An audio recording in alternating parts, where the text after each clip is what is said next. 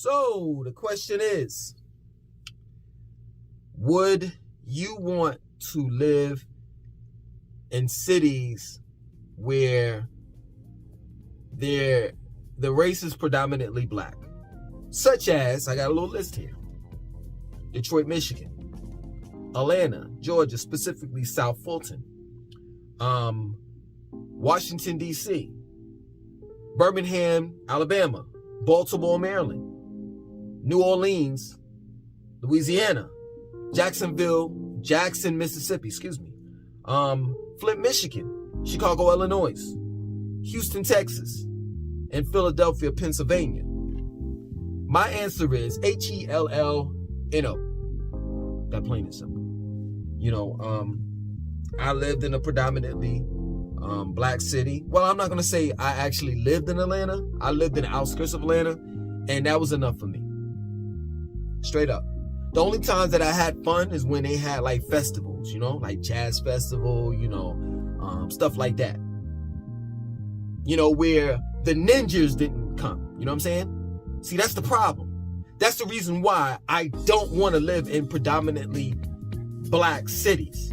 It's because of the ninjas, or rather should I say the NIGGERSs. Now, if I can take all of the black folks, the good, wholesome 9-to-5 working black folks that just want to be productive, and if they have a family, take care of their family. If I can move all those black folks into one specific city, the ones that are law-abiding citizens, that are not ratchet, that don't listen to the hip-hop these days, like the city girls, like their children's role models are not basketball, football, and rappers. Their children's role models are really, really like their mother and father, or someone that's in a family that's really doing something, like their uncle that's a doctor or a lawyer or a judge. If I could take all those people and put them in one city, I'll live with black people like that any day. That's real talk. Because we have something in common. And that is just wanting to have a peace of mind. And this is the problem, that, oftentimes when I talk about, black people, really black people get things misconstrued when I talk down about black people in a derogatory way. I'm not talking about like regular black people. I'm talking about the NIGGERSs. These are the people that we need to get away from. Straight up. And the NIGGERSs are in Detroit, Michigan, Atlanta, Georgia, specifically South Fulton County, Memphis, Tennessee, Washington, D.C., Birmingham, Alabama, Baltimore, Maryland, New Orleans, Louisiana, Jackson, Mississippi, Flint, Michigan, Chicago, Illinois, Houston, Texas, Philadelphia, Pennsylvania. And I could go on with the list. Straight up. It's a shame. It's a shame that us good folks, us good black people, you see how I'm talking? It sounds like I'm a sellout. But this is how I have to talk nowadays. Because this is all we see. It's the NIGGERSs on TV. Shows such as reality TV shows such as Love and Hip Hop. That's not the typical behavior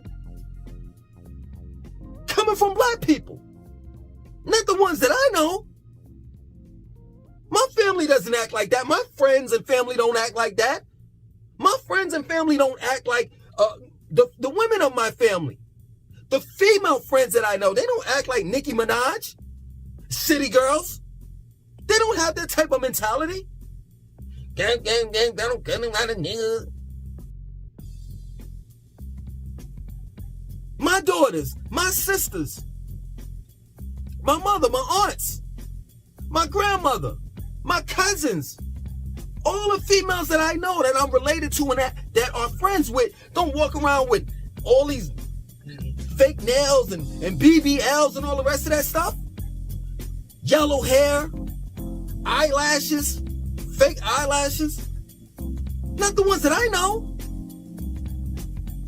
The men that I know, please. The men that I know carry. Conceal and carry. But they do it the legal way.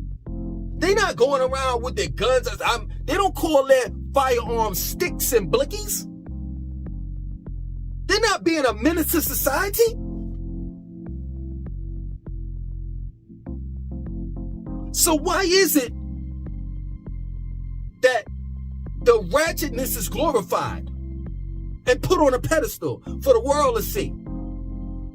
And then the world thinks that typical black people such as myself and some of you all out there that are looking at the video at this video, and the world thinks that's how we are. That's not how we are. I made a video about the NIGGERSs. And I said in that video, I want to get away from them as far as possible. And in the comment section of that video, one person stood out to me. And they said, I wish we can get rid of these ninjas for good. For real.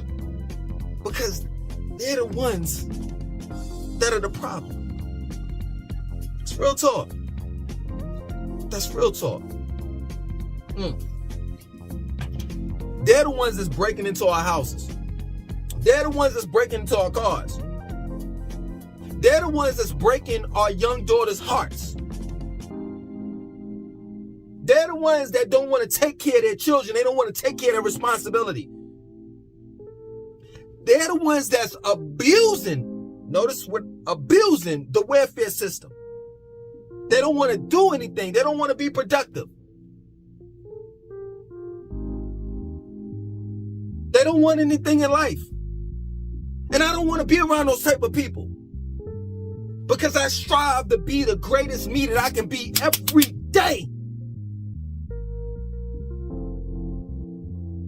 And it shouldn't be where, a typical black person has to wake up and think, that's living in these particular, cities that's predominantly black, as they coming outside. Yo, is my car there? Is my car gonna be there? I gotta make sure I lock my door. Did I take my belongings out? Because I don't know. I think I left my laptop in there. But if I left it in there, I'm pretty sure that it's gone. Oh, I'm so glad that it wasn't no shootouts today. No one should be thinking that way. Especially for a man and a woman that goes to work every day. They don't deserve that type of stress on their brains. That's real talk.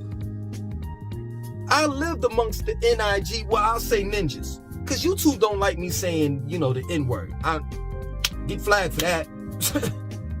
But yet and still, we got freedom of speech, even though we don't. But I used to live around the ninjas. Straight up. And when I did, I got robbed 3 times. Pistol whip. Scar still on my face. Had to have several stitches. Listen to this. A doctor had to stitch my face back together. Because a ninja felt as though that he was disrespected. Because I told him to leave my goddamn girl alone. He knocked on my door with the BS. But that's what happens when you live around or amongst them. That's what happens. So nowadays, I live in the suburbs. And I don't care what anybody say. Straight up. You know what my bouts are? You know the problems that I have? I'm glad that I have them. You know what I'm saying? Rabbits eating up grass and shit. You know what I'm saying? Possums and raccoons going through my trash can. I'd rather have those type of problems than someone breaking into my house. That's real talk. I'd rather have those type of problems than going to the gas station in the hood, you know what I'm saying? And, I slipped up. Okay, I slipped up. We all do.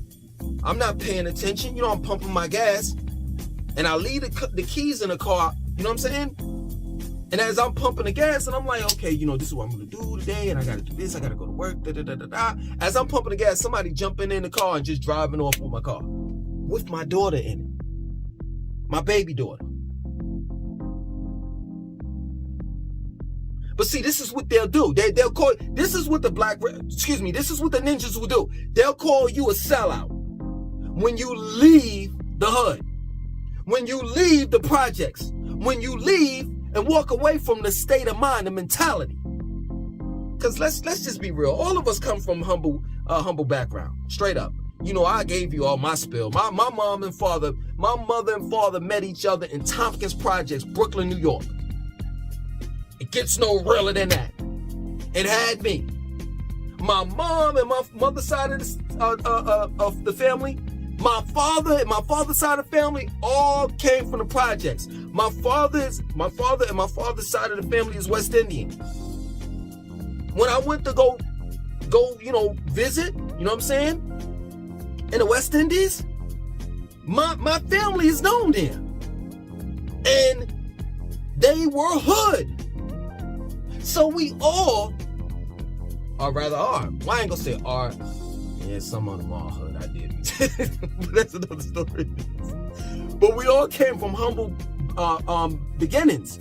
But that doesn't necessarily mean that we have to continue to have that same type of mentality that we had back in the days. You know what I'm saying? When you in the midst of sharks, wolves, you know what I'm saying, and lions, you gotta act and think that way. And if you don't, then you're their prey. But once you leave out of that type of environment, you don't need it anymore. You don't. But we'll be called a sellout when we walk away from the black community. Straight up. And then I've accepted it. You know what I'm saying? You know how many people have threatened me online? Straight up, this is real. You know how many people have picked on me, talked about my nose, talked about how I'm weak. This guy just not too long ago in one of my videos said that he's a lion and I'm a sheep. And I'm weak and he gonna do this when he see me and all of that. It's on. What does he say? I forgot what he said. The young people say nowadays. You know what I'm saying? But he's like threatening me. I don't even know you. I don't even know you. But this is what's so crazy. You can't have an opinion. You can't have an opinion without someone threatening you. That's the reason why I left the hood. But now I see, hood and ninjas, they have access to the internet. And they'll threaten you online. Let you talk about a city that they come from. You know what I'm saying? I get tired of these people talking about how you got to check into these cities and different things like that. Like you run the shit. Like what? Do white people have to check in? And I said this for the 90,000th time. Excuse me. Not only do white people don't have to check in, but when they come to your neighborhood and gentrify that shit and bulldoze and tear down your goddamn projects, you pack your bags up and leave. Straight up. But let me come to the corner. Let me come to the block. You ready to blow my head off. But you won't do that to the developers, to the construction workers that's coming into your neighborhood and taking it over. Priorities are chopped and screwed. And good folks, good black people, good wholesome black people, stop making excuses for these ninjas. Stop talking about it's just Stockholm Syndrome, or it's the Willie Lynch letters, and it's this and it's that. So let me tell you something, it's 2022. Stop giving them excuses and reasons why they are the way that they are. They are the way that they are because what? They choose to be. It's a choice. My choice was getting the hell out of the hood. My choice was giving my children, my family, a better opportunity that I had when I was younger. And the odds were stacked up against me. Just like the odds are stacked up against them. So it was their choice. And whatever problems and situations that they're going through, you shouldn't take your problems and situations out on someone else. Straight up.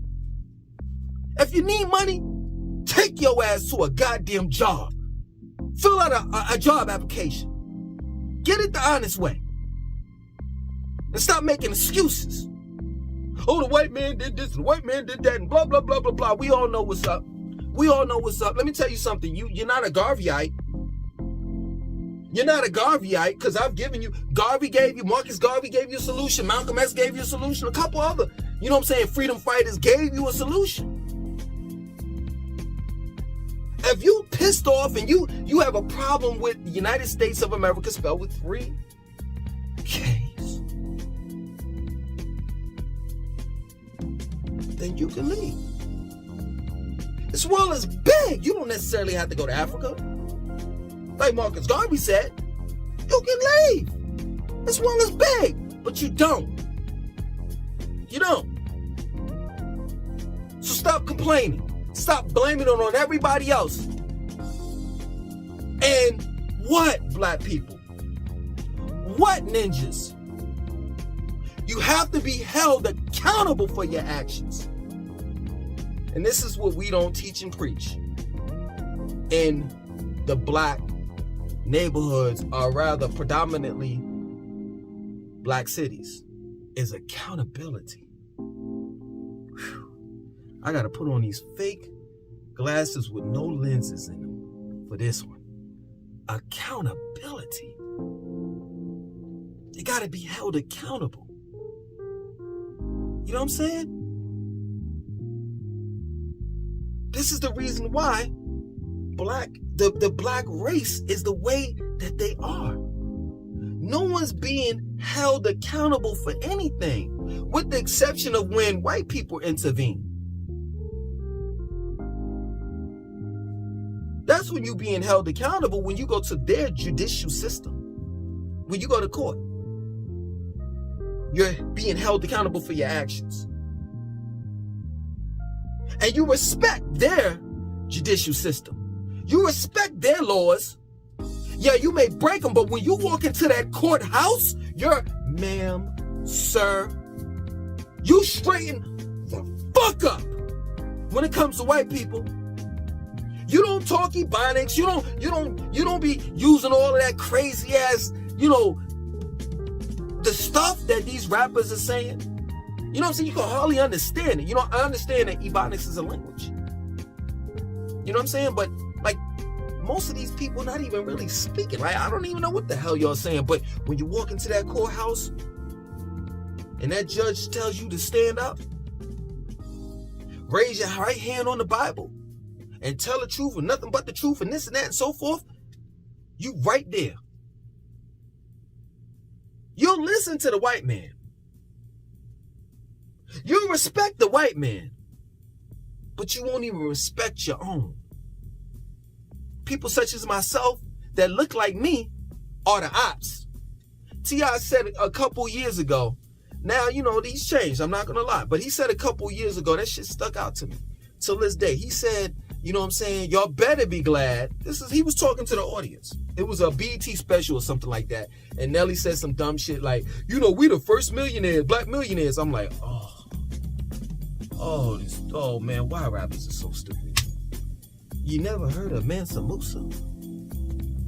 And even after him, they were millionaires. You know what I'm saying? Mansa Musa wasn't even a millionaire. He was a quadrillion, trillionaire. Like, he still got more money than Bill Gates, all these people put together. And he's dead. But T.I. said, you better be glad that I became a rapper. Because if I wasn't a rapper, I'd be breaking into your house. And I'm like, yo, this is when the squares, such as myself, we exercise our constitutional right. The right to bear arms. Real talk. So we all know that the ninjas are not going to change. We all know that. We all know that there's a mentality that they embrace. So being that we understand, you know what I'm saying? Because we come from that. We used to have that type of mentality. Being that we understand the mentality, we have to get away from that. And then also, while we are away from that, we have to protect ourselves from that type of mentality. So, of course T.I. has changed, but I would rebuttal. Years ago, if I was in the audience, I will rebuttal and say, well, T.I., you better be glad that you were a rapper and that you weren't breaking into my house, because if you did, I'll put you on your goddamn knees.